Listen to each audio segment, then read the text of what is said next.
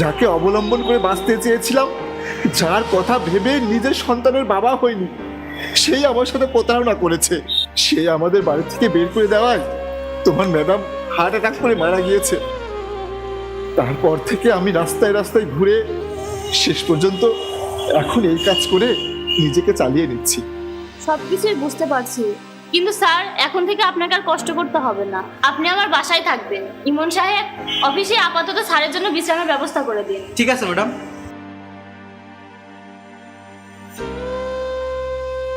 Sir, কোনো অসুবিধা হচ্ছে না তো? না না, আমার কোনো অসুবিধা হচ্ছে না, আমি ঠিক আছি। ঠিক আছে স্যার, আমার একটু কাজ আছে, কাজ শেষ হলে আমরা বাসায় যাব। আর আপনার যদি কোনো অসুবিধা হয় আমাকে জানাবেন। ঠিক আছে।